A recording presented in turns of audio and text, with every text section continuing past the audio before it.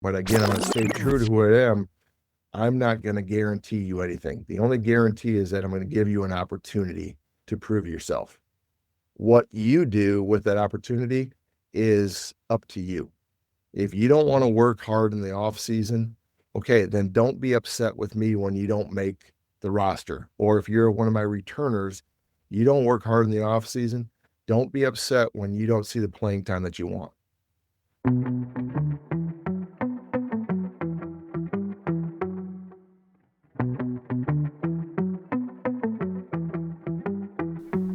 Welcome back to the Significant Coaching Podcast. I'm your host, Coach Matt Rogers. And if you've ever wondered what it's like to grow up under the influence of a coaching legend and then build your own legacy in one of the toughest D3 conferences in the country and recruit players who bring substance and staying power, then you're in for a real treat. Today's guest is Coach Jeff Gard, head men's basketball coach at the University of Wisconsin-Platteville. Jeff doesn't just coach in the WIAC. He embraces everything that makes it one of the most competitive and well-respected D3 conferences in the nation.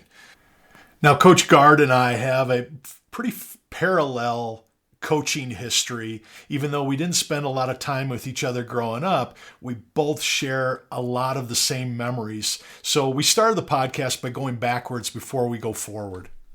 One of the most powerful moments in this episode is Jeff's reflection on the late, great Coach Jerry Petitgoue, a mentor, a legend, and a guiding force in both of our lives. You'll hear what it was like to grow up around Coach P, the impact of the tri-state basketball camps, and how those early lessons continue to shape Jeff's coaching and leadership today. We also dive into what makes WIAC basketball such a tough and respected league, the importance of building a connected, accountable, and resilient program culture, and pay close attention to how Coach Gard evaluates potential recruits and how he handles offers to recruits. It's a true testament to his integrity as a coach. Before we dive in, make sure to check out CoachMattRogers.com, where you can find Significant Recruiting, the Recruits Journal, my weekly blog, and the Significant Recruiting Launchpad, my online classes that help families take charge of the college recruiting process. And if you're a high school principal or athletic director, I'd love to speak with you and talk to you about coming to speak to your families and your students about what's next for them after high school. Now, let's get to it.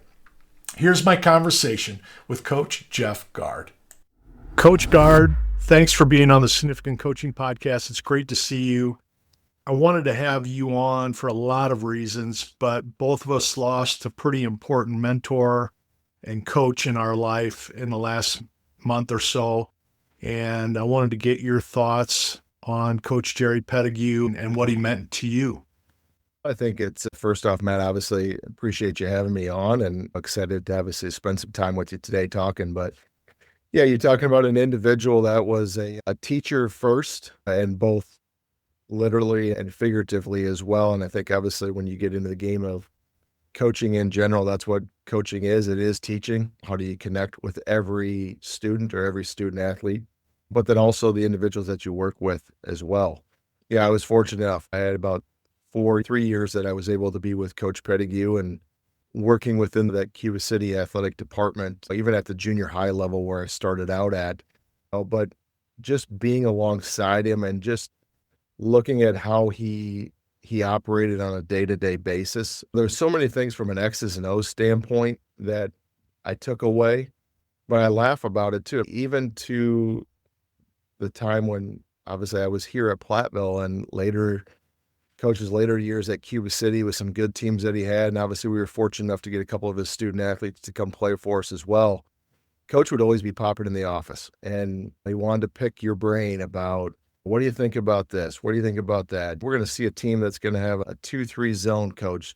What's the best way? And I just look at him and I kind of laugh. I said, Coach, your players are way better than theirs. Don't worry about it. But it wasn't so much the preparation for the game. It was just, he was a continuous learner. Yeah. And I think I've talked with a lot of us that are close to Coach, and it was one of those things when Joe Pa retired at Penn State, how quickly he passed.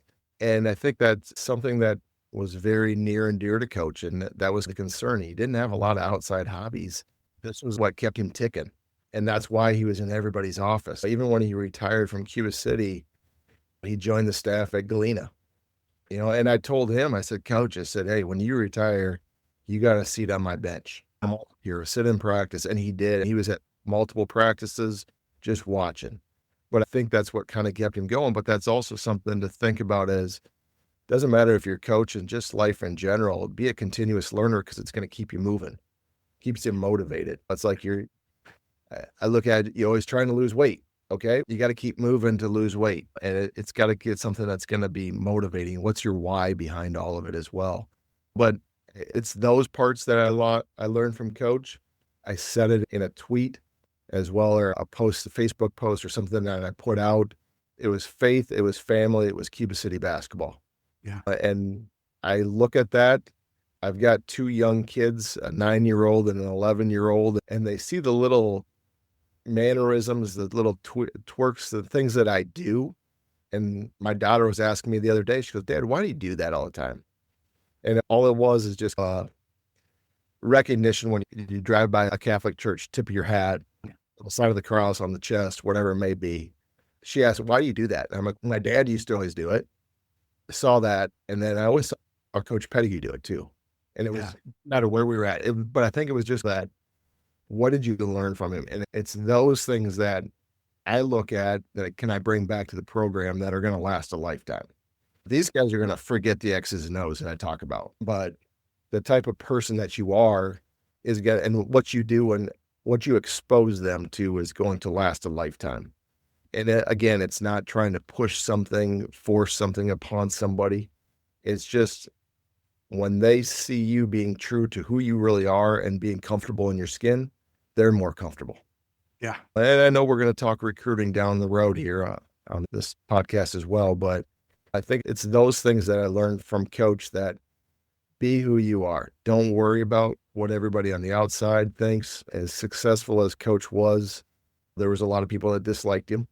I kind of laugh about it too. It's when I was with him early on as an assistant coach there, I tell the story. I was getting my hair cut by this lady one day, and we got talking. She goes, what do you do? And I explained, and she goes, oh, I don't really like Coach Petitgoue. He said, he cuts players. And I'm like, oh, yeah. And she goes, well, Michael Jordan got cut from his high school team. How many Michael Jordans is Coach Petitgoue cutting? And I'm like, hold on. And I'm also being careful because mine is, she's got scissors by my ear. I don't really want my ear cut off because she's mad at me now. But I'm like, yes, I know Coach cuts, but you also have to kind of look at the big picture. Just because you interview for a job doesn't mean you're going to get the job. You have to earn it. And it's the same thing as a player. You have to earn the playing time. You have to earn the opportunity to be a part of the program and what Coach has established. Now, the great thing is everybody wanted to be a part of it because he won. So it's also being able to filter that out. How can somebody that maybe gets cut from the team still be a part of the team? I may let them experience what the other student athletes, the 15 other individuals were going through at that time as well. But like I said, there's an individual that was in the city of Cuba City that did not like Jerry Petitgoue. And I think there was wrestling coaches that liked him more than this lady did. But again, it's just, he was genuine. He was one that did everything for everybody else. His wife is a saint. Yes. It is just unreal. He will keep his legacy continuing to go forward. He's got a phenomenal family. His daughters, 2 boys as well. And Coach was always, he never looked at him as a coach. And I think every one of his players would say the same thing. He was more like another father figure. Amen. Even as an assistant coach with him, I kind of look at the way he taught me some different things. I got in a little bit of trouble. Obviously, you're a college student when I was working with him and had a little altercation. I was more afraid to tell Coach Petitgoue what happened than I was to tell my mom and dad. And it wasn't what Coach was going to do to me. I wasn't worried about that. It was just like, did I lose respect in his eyes? I was more concerned about letting him down than anything else. You didn't want him to be disappointed. Correct. Because he meant so much to you. Yeah. And again, I kind of look back at it and who you get to get connected with along the way, how are they going to touch you and help you establish you in your way? And obviously I was fortunate enough to have parents that brought me up the right way and what they instilled in me. My dad, I can remember him even telling me too, he's like how excited he was that I was working with Jerry Petitgoue because he knew the type of man that Jerry Petitgoue was. Yes, he respected him as a coach, but he respected him even more as a man because of the way he was. Yeah. And having an older brother, so my dad's got two sons that were coaching with legends. Greg was with Bo at the time, and I was with Jerry at the time as well. And just how much Dad just loved the fact that I was with Jerry Petitgoue is because Dad always said, he said, you look at the best coaches, who are they? And they got their priorities. And like I said before, it was faith, it was family, and it was your organization. So he talked a lot about Lombardi. He talked a lot about Shula. And then it was the Jerry Petitgoue. So I was fortunate, not knowing which way my path was going to eventually end up, early on getting a front row seat to the way things should be done. And again, it wasn't about how things were done from an X's and O's standpoint. Yes, I learned a lot from him and took things away, but it was just more was learned on life and just in general from Coach Petitgoue than probably anything with an X's and O's standpoint. Yeah. It's what I'll miss the most is just being able to pick up the phone and call him. And absolutely. Hear that voice. Hey, my friend, how are you, my friend? Yes, that's the way he was. It was so great because we'd start talking hoops, but we'd spend another 40 minutes. We might talk basketball for 10 minutes and it'd be 40 minutes talking about his kids or talking about the players or talking about coaching. And I would always be calling for advice. And I felt like you said, we turned it into, hey, I'm thinking about doing this. What do you think of that? I was like, Coach, me talking to you about advice it's like me trying to tell a plumber how to turn the wrench. It just doesn't make sense. And I remember telling him once, I said, Coach, I said, you've forgotten more about the game of basketball than I know. Yes. And that's the way it was. But yeah, like I said, he'd come into practice and and I'd have him at practice to observe and to give me feedback. And then he'd walk out of practice and he'd have 3-4 pages of notes. And I'm like, okay, what do you got for me, Coach? He goes, that was great. Oh, that was awesome. That was awesome. I love that. Why do you do this? How do you get this? What are you looking for here? And I'm like, he was just a student. He was looking at this as an opportunity for me to learn. And again, like I said, I think that's what kept him so motivated, kept him ticking all along. That's so great. Yeah. I could spend a whole podcast talking about Coach with you, and I'd love to get you and your brother just on one of these just to talk together. Cause I think we all have so many stories about Bo and Jerry and the fact that you look at all 50 states and the tree, it's basically Bo Ryan and Jerry Petitgoue. Yeah. Basketball coaching in the state of Wisconsin. I don't think you can say that about any state in the union about what two men had an effect on for girls and boys coaches and what's taught. How many of us as a young coach ran the swing, for crying out loud? Yep. If you weren't running the swing, you were wrong. Yep, you were wrong. So that's true. It's so great. It's such a great history. And I grew up in Northern Illinois where Coach Petitgoue coached at Lena Winslow High School when he first started. Yep. So that was so cool for me to be at Tri-State basketball camp as a 12 or 13-year-old, knowing that Coach Petitgoue, this great coach, coached at my high school. And I thought that was just the coolest thing ever. And it's 60 years. It is. And I think it's early on at a young age, even when we were in high school. And at the time that I was at Iowa Grant playing, obviously the league, the SWAL had broken into SWAL 1, SWAL 2, or the large and the small division. We didn't get to play them. But it was like, you looked across the way and there's that old guy. He's Coach Petitgoue. I said, yeah, Coach looked the same for 40 years. But again, and everybody laughs about it, but it's like, we'd always ask, how old is Coach? How old is Coach? Oh, I'm like, I'd say this. And they said, man, he looks a lot older than that. Or whatever it may be. But I'm like, yeah, he just kept on going. And but again, I think it wasn't until I got out. I think Greg would say the same thing when you got out and you actually got to know him, how much more you respected him.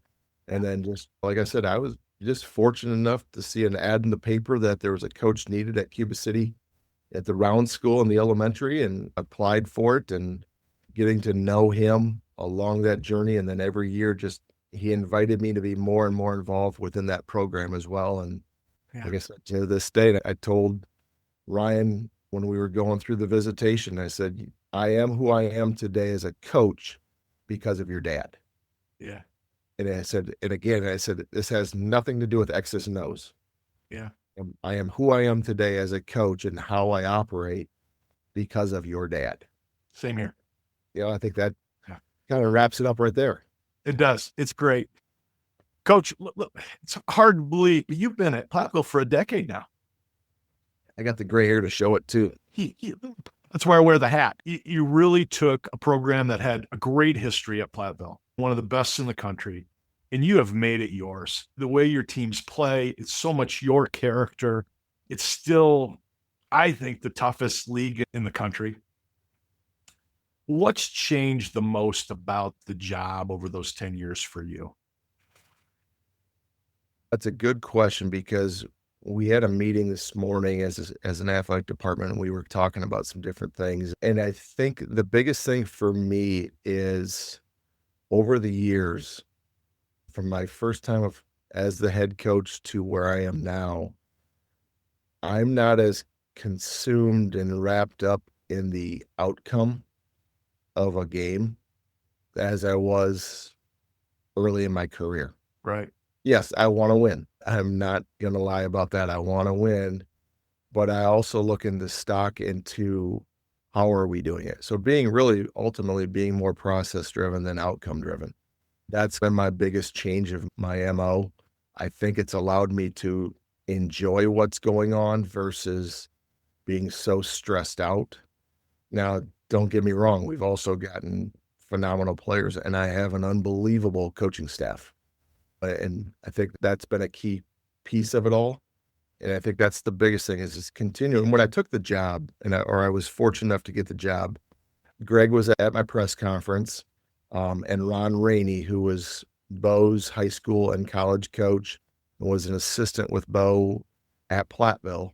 He was at the press conference as well. And Coach Rainey is a very close family friend and has passed away a few years ago, though. But we got done with the press conference and walking out of the room, and Greg and Coach Rainey were standing up there as well. And the best advice that was probably given to me is from Coach Rainey is be you.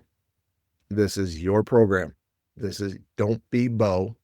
And I was fortunate that growing up in Southwest Wisconsin and going to school here, I kind of had a front row seat across the way watching a legend in his own run his program. And not only running the program, but you got everybody involved, the community, everything. The place was sold out all the time. And then obviously there was transition period from when Bo left to go to Milwaukee. Coach Landrum came in. And then I was fortunate enough when I left, I went to Lakeland College for 2 years and was fortunate to come back with Paul Combs at the time that took over. So there was been a gap of when Bo was here to when I got to take over. But again, knowing that how much Bo was an influence on coaches and just in Southwest Wisconsin, but also me growing up, like Coach Rainey's comment is be you. Yeah. And I think that's the one thing that's always stuck with me is you can look what everybody does and what makes them successful.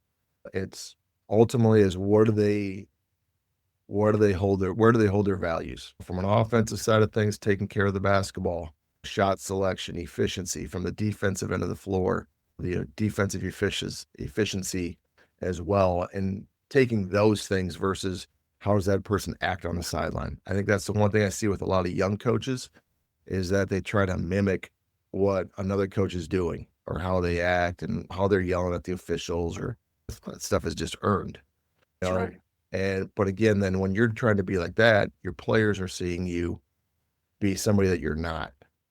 That's as I continue to get more and more comfortable with myself as a head coach, I became more and more comfortable just being me. And then again, not worrying so much about what others thought. Hey, this is the way we're going to do it. And I will say that about the midway point, and this was probably back in 2015, 2016, we were down and we had back-to-back losing years. And I remember our interim athletic director at the time, I'm sitting down in his office. He was a football coach, and we were talking. And I'm going to tell you, Jeff, he said, the guy at the top of the hill isn't happy with what's going on with the basketball program. And kind of read between the lines. Hey, get stuff straightened out or else you're out. Yeah. And I didn't take that as a threat. I looked at it more, it was, hey, this is a challenge. All right, now we're really going to find out where my values sit. Do I completely jump ship of what I believe in to do something that's going to please somebody else and do things just to go unethical, bring kids in that are going to help you win quick, but they're not going to be the fix? Or, hey, stick true to who you are and what you do, and let's just make sure we're worried about the process. Yeah. And it was that kind of an aha moment that I'm like, I remember sitting back, I'm talking to Greg on the phone, and we're going through some different things. And I'm like, he goes, what are you doing in practice? He goes, are you holding them to the standard? Are you doing what you want to do, what you believe in? If you're doing that, stick with it. Because at the end of the day, I was willing to go down with guns blazing, doing it my way. Yeah. Versus trying to fall into what somebody else thought I should be doing or doing it their way, which just made it a lot more easier. And then really you can sit back, and the following year we go from being dead last in the league to winning the league and losing in this 16 on a buzzer beater to the eventual national champions. And I'm like, it was a bittersweet moment. I wasn't going to be the guy that was going to turn to the chancellor at that time and kind of rub it in their face. You wanted to get rid of me. And the very next year I turned this thing around. Words of advice, maybe I need a little motivation, but I also would say too, is that my players were also healthy. The year that we finished dead last, I lost my sixth man, tore his ACL in practice, nobody even around him, tears it. And this is the second, going into the second game of conference play, lose my starting point guard in the game. And then my backup point guard gets hurt as well. I'm like, sometimes you just can't control those things. But at the end of the day, I also didn't let it show panic to the guys. I'm like, hey, we're going to continue to do what we do. And it was more of just continuing to build into that, being process driven versus outcome driven as well. And I think that's the thing. You can do everything perfect and still lose a game. You can be god awful and win a game.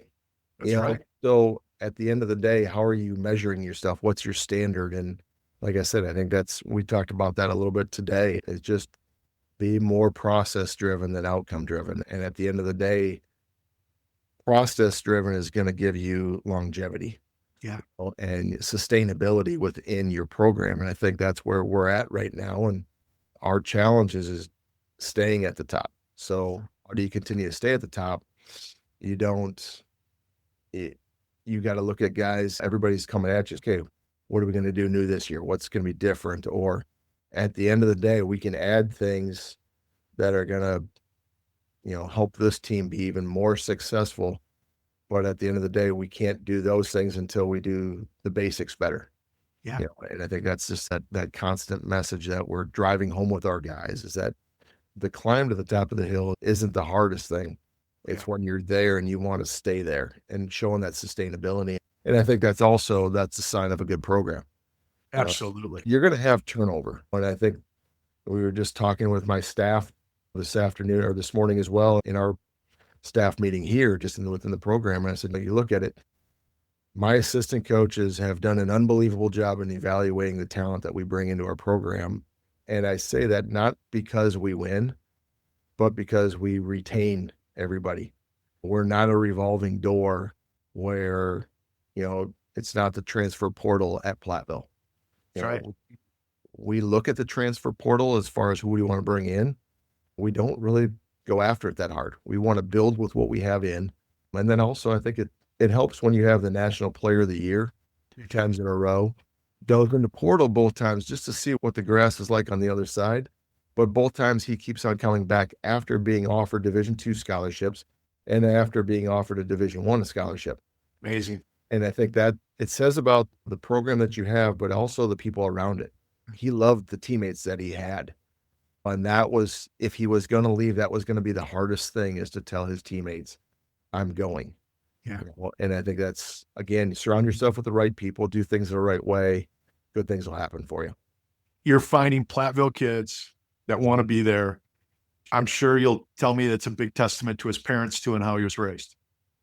Oh, 100%. 100%. I think that is the one thing, is that I always say the apple doesn't fall far from the tree. That's right. People, you hear a lot of people, and in higher education right now, we're hearing it. And I talk with different businessmen as well, and they talk, kids have changed. No, kids haven't changed. They're still the same. It's just, where's the attention at home given to them? That's right. To make sure they're doing things the right way.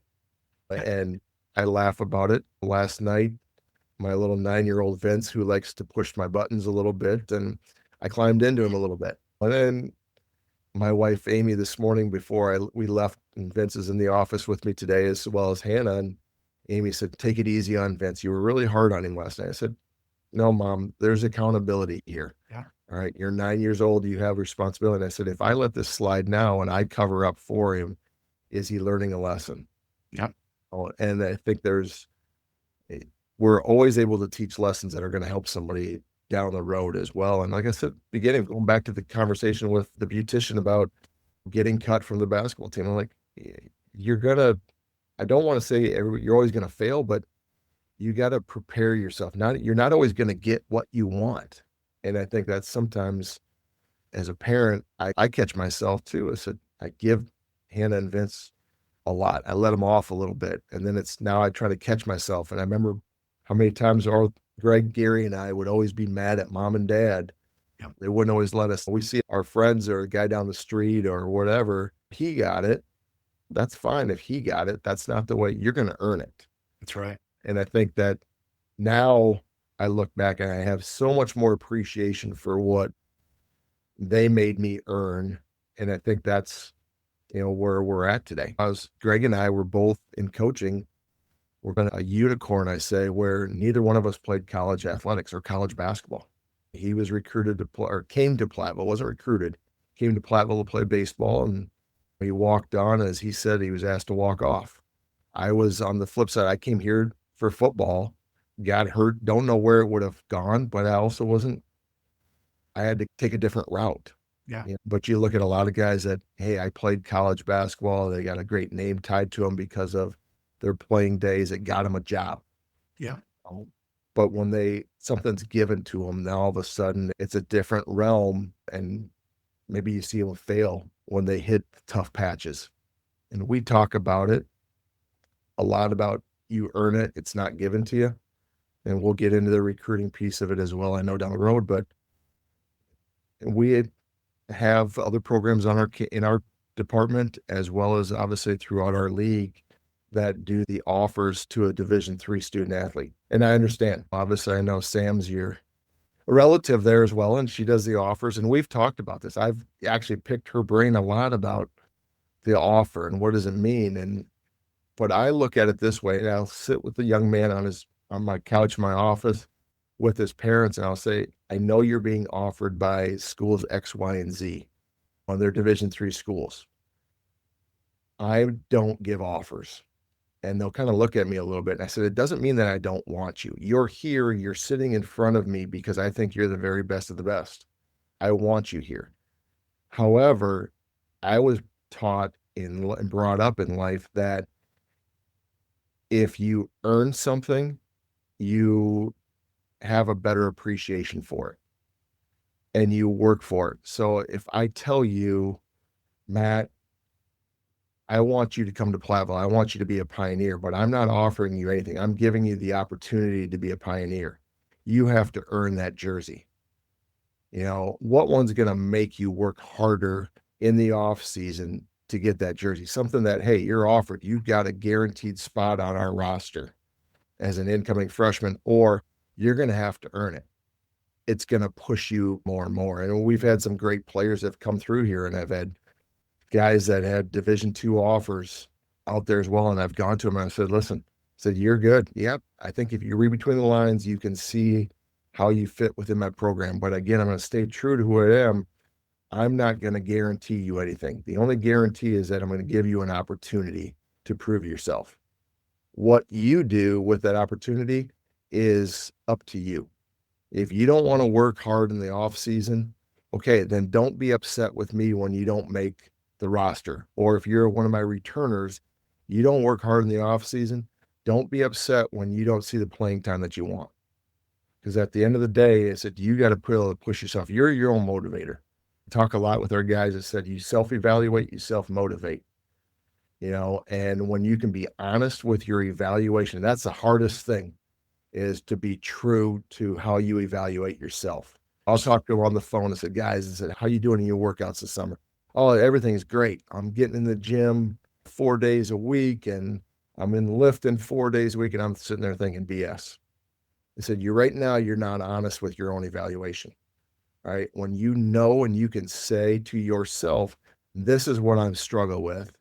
All right. It motivates you that much more to be better. And then all of a sudden, when you're motivating yourself, and that's where you raise the bar. And guess what? When that freshman comes in and he's chomping at the bit, he's pushing. When we get into practice, now I've got my junior that thinks he's going to coast. Well, this freshman's pushing him. The junior's saying, I ain't going to let that freshman beat me, so I'm going to work that much harder. That's right. And we always tell our guys, I said, you come back, Logan Pearson, you're the National Player of the Year. There's no guarantee that you got a spot on this roster. Now, listen, I know, but I'm going to say it out there. Logan knows it. Yeah, Coach, you're full of it. But also, Logan, I expect you to be my hardest worker because of what you have so much coming back here. And again, I think it goes back to that you got to earn it versus just being given. And I think that's sometimes it's tough. We don't always want to put all the work in that comes into it. I say we live in a fast food society. Everybody wants things instantly. But I always tell them too, I said, what's the best meal that you get? My mom makes this. I said, yeah, mom makes this. And it takes mom a half an hour, 45 minutes to make it. That's why it's so good. All right. Gonna take time for you to get the best of the best. And I think that's also part of the reason why we have the transfer portal is as crazy as it is. Not patient. We're not patient with what's going on. We want instant gratification. And like I said, it's a fast food society. It speaks volumes to your character, your courage, your conviction as a coach. There's very few coaches that have that type of conviction to say, I believe in who I am. I'm looking at you and telling you I believe in you, but you've got to come in and understand this never stops. Sure. We don't stop working because we made it to the national championship game. We don't stop working because we won the WIAC last year. We don't stop working because we got a starting job. I love it, Coach, because it's the message not enough families and not enough kids are getting on a daily basis. It's not getting pounded into these high school coaches because there's such a fear of losing their job if they raise their voice or they discipline too much or they run too much. And I think at the end of the day, we've lost that vision of what greatness looks like or what significance looks like. It's about saying, I'm going to be disciplined. I'm going to give my best every day. I'm going to be that 1% better, or I can expect I'm not going to get what I want in return. Correct. And the more I can share Jeff Gard with these families and these coaches, the more excited I am, the better I sleep at night, because I know more people are hearing your voice and saying, okay, gosh, D3 is no slouch. Yep. Go watch UW-Platteville. If you're in the Wisconsin, Illinois, Iowa, Minnesota area, make a trip, go watch UW-Platteville play, and you're going to go, holy cow, this is Division III. This is what Division III looks like. Because I don't think that high school kid understands how good a basketball it is. Correct. But I also, sometimes they forget on how did you get there? Again, it goes back to that work ethic. They're the best teams, and we all know the analogy. The best teams don't play the best. They're not where they are when the lights are on. It's what they're doing when the lights are off. It's all the work that's being put in. It's the competition. I said, it's when we recruit now, I said, it's not about us recruiting to beat Team A or Team B in the WIAC. It's we recruit to raise the bar in practice. And when that practice, and we've been fortunate over the last few years now, Practice it's a joy. You walk in there and it's, hey, we're boys, we're roommates, all this. When you step between the lines, it's war. That's right. I want the same thing you want. And at the end of the day, I think that's what it's really all about. Yeah. Is that we all come from different cultures, different backgrounds, diverse, whatever it is. We're coming to Platteville for one common goal. We're all alike here. We want to win. And okay, what's it going to take? And there's going to be competition. And I said, you'll prove to not only me that you're worthy of that spot, you're going to prove to every one of your teammates. Yep. They're going to say, yep, he needs to be on the now then most importantly, now I've instilled that confidence in you that, hey, when you're on the floor for a reason, and it's because of the work that you put in. You didn't just trip into that spot. You had to earn it. And again, what you put into it, again, go back to self-evaluate, self-motivate. Well, that's going to get you where you want to be. I remember my first practice at College. Darren Pint was the senior point guard, and I was this wet behind the ears freshman. And he came at me so hard. I felt like he was attached to me for 2.5 hours. He never quit pounding me. He never quit beating me up. And I was like, oh, he must just be wanting to teach a freshman a lesson. Well, 82 practices later, he never stopped doing it. Yep. How I trained after my freshman year compared to coming out of high school was completely different. It was all because of Darren. Yeah, coach set the tempo, but that senior made me such a better player. He made me such a better leader. He taught me what my work ethic could be. And you're doing that from top to bottom. You've got 20 kids in your program that are all doing that. And that's why they're owning it. And why you guys continue to do. Coach, again, thank you so much. The messaging is right on, and your teams are fun to watch because of it. I'm so impressed. I want to do a little rapid fire with you before we jump into some recruiting talk and just do some fun stuff, just to share a little bit of who you are. What's your favorite basketball movie of all time? It's got to be Hoosiers. Yeah. That's a given. Obviously, it's in Indiana, but it's also Southwest Wisconsin, small town. Mm-hmm. How about, hey, it's Platteville. That's right. Laugh about it. We were 2 years ago down and trying in the Sweet 16, and we had more people from Platteville than the other 3 schools probably combined. Yeah. And one of our guys says, that's Platteville. Pioneer Nation travels. That's right. I think when he said that, I had that vision of they're on the bus traveling down the road and you got the line of cars behind. That's right. Well, I think that's the one that even you love the movie. Obviously, again, it's tough love, brought that team together and built them up. And again, you talk about a coach being who he was, and I'm going to stick to it. I got all the naysayers on the outside. I got the city council is getting together. They're going to get rid of me, and Jimmy comes in and saves the day for you. And it's a lifer. This is a great one. I get upset when I talk to guys that haven't seen it. Or no, me too. So that's going to be the first movie on the bus in the next road trip. That's what we're going to watch. Exactly. Yeah, we're starting with that one. What's the most underrated skill in college basketball today? Passing. Yeah. Passing, 100%. Yeah. The reason I say that too, it's hard to, who's the guy that's going to go into the gym and by himself and work on passing? Yeah. You don't see that, but it's the most underrated, and unappreciated, because when you throw a great pass if I throw a great pass to you, Matt, and you bang a 3, you're going to get all the glory. That's right.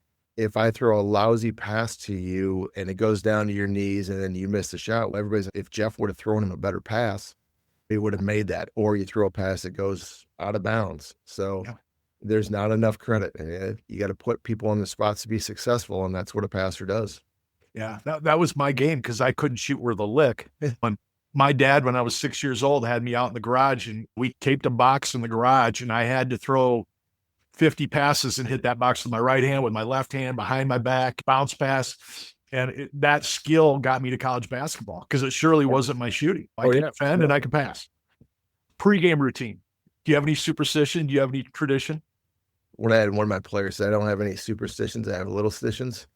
I've got a few. I guess my superstition is I don't let the cat out of the bag. So yeah, I got some. All right, Matt, but I'm not going to share them with you. And those are not even my wife or my kids or anybody on my staff know my little routines that I have. Yep. I laugh. I do carry the tradition, superstition, tradition. I don't know. So in our locker room, there is a drain in the middle of the floor. Now, Yep. mind you as well, we got a carpeted floor, but there's a water drain in the middle of it.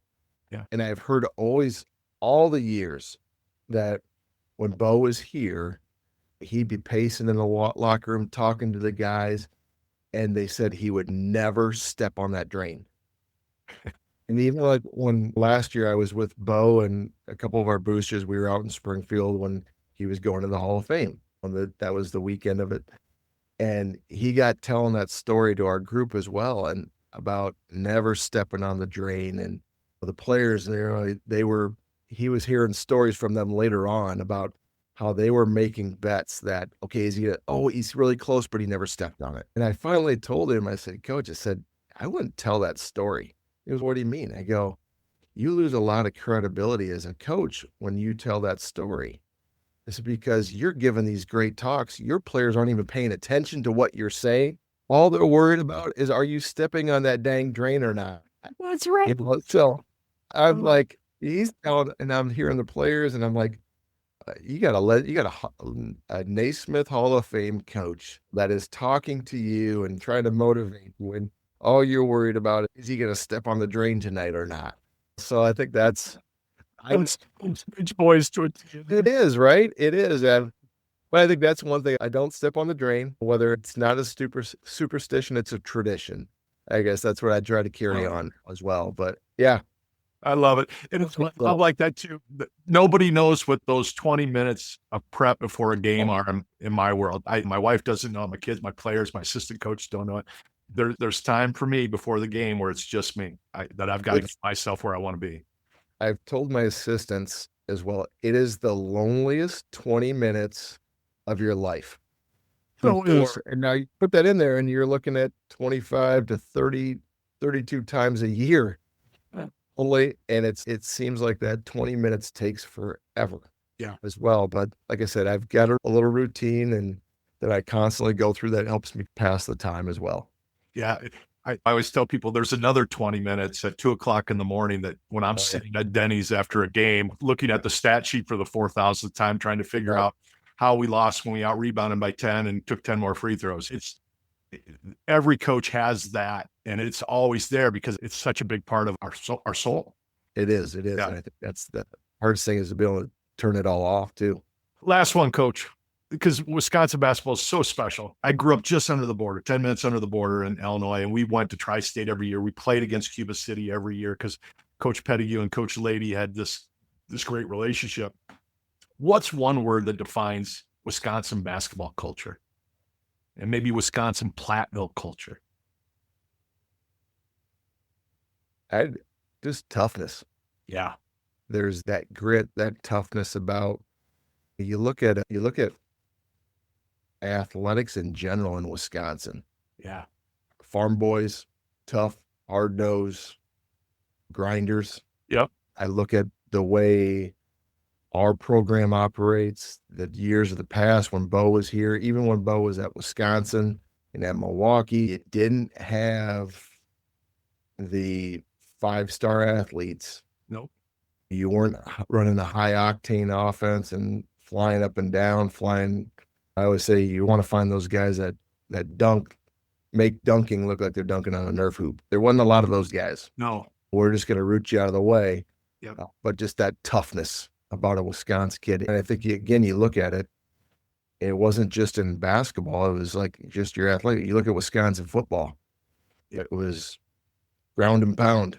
Yeah. We're gonna beat you up at the offensive line. And then by the end of the day, we're going to be winning. Go back again, process driven. Yeah. And again, it's that little piece of it. But I would say that's the one thing that, when you look at Wisconsin basketball in general, it's just the toughness. Yeah. The athletic ability, obviously, yes, they're there, but maybe not as much as what we've seen in some other states. Top to bottom are the number of high flyers they're kind of, you just got tough-nosed kids that, are efficient with what they do. It's so funny. I wrote a blog after Coach passed, and I wrote it for him. And I told the story how I went to the University of Notre Dame's basketball camp as a 13-year-old, and Digger Phelps handed me the best camper award at the end of camp. I was blown away. The next week I went to Tri-State and I got my ass handed to me. And I was probably the worst player there because it was so physical and it was so tough. Everything I thought I was good at, these kids could do blindfolded. Oh, yeah. And I learned so much about my own character and how I needed to work just by being at that camp and just surrounded by these kids that all had these muscles that I had linguini for arms, and I just got murdered because I wasn't prepared for that type of basketball. Yep. I remember this was quite a few years ago when they were still in high school, but like Showalter and Gasser. Yes. Guys, they were playing for Wisconsin Swing. Yeah. So this is the Wisconsin Madison kind of version. Now there's obviously a lot of AAU programs out there as well, but I just remember watching those guys play, and we were looking at a couple guys, but obviously Showalter goes to Madison, Gasser goes to Madison. I think they had a couple other guys that ended up going scholarship level, but they'd walk on the floor for an AAU tournament, and then they're seeing a team out of New Jersey or Texas, and that it's like the team out of Texas, you could just read their mind. They're like, look at these chumps. That's right. It's kind of white man can't jump. Yep. Who's the chump over there? And that's what they're looking at, like all these Wisconsin guys. And when it's all said and done, Wisconsin Swing is winning by 20. Yeah, that's right. Against a team that they got guys are going to Texas, they're going all over the place. But again, they were the true team. They were the toughness about them that, hey, you're gonna stay with us, but eventually we're gonna wear you down. That's right. It's like a good running game in football. We're gonna wear you down, and when it time comes to break this thing open, you're going to be too tired. And we've beaten you up for so many positions. That gets me so excited about coaching, just talking about that, hearing you talk about it, because I don't care how great of an athlete you are. I can block you out every single trip. I can force you to the sideline and take away the middle floor every single time. I'm going to make life so hard for you. And that's Wisconsin basketball. We're going to just take away everything you think is great about what you're capable of, and we're going to make it 1,000 times harder. Yep. That's when I watch your teams, that's what I see. We can't do anything we want to do because you're making it so hard. Correct. It's like I said, even when we run the swing, and we have our version of the swing. And like Coach Sheevy will tell you, Coach, we don't run the swing. I'm like, we have guys in swing spots. So humor me a little bit, Keegan. Humor me on this. But I go, what we do, we screen a lot. Yeah. And when you're constantly getting hit in the back on a screen, and that's right. Does it help in the first 5 minutes? No. But eventually something's going to break, and you're like, I'm sick and tired of this. I just don't want to get hit anymore. Now I'm lazy on a cut, or vacation's poor. And the next thing you know, you're seeing the easy buckets in the most crucial part of the game as well. And all of a sudden they stop seeing man and ball. And all of a sudden that screen works, that cut works, and you give up 2 or 3 layups and you're defeated. You're deflated. Exactly. Coach, thanks so much for doing this. Thanks for a great conversation. I appreciate you having me on. That was a fantastic conversation with Coach Jeff Gard, full of hoop stories, coaching wisdom, and ideas for raising not just great athletes, but better humans. From memories of Coach Petitgoue to his insights on life in the WIAC, this episode truly captures what significant coaching is all about: heart, connection, and coaching with purpose. If you enjoyed today's chat, don't forget to head over to CoachMattRogers.com. You'll find Significant Recruiting, the Recruit's Journal, our weekly blog, and the Significant Recruiting Launchpad, designed to help families navigate the college journey with clarity and confidence. And hey, don't miss part 2 of my conversation with Coach Gard. That'll be coming this Monday. Next time, he's breaking down college recruiting, from what to look for in a program, and how to build a plan that fits you, your athlete, and your family. Thanks for tuning in. Take what you learned. Keep building strong programs. And until next time, keep leading with significance.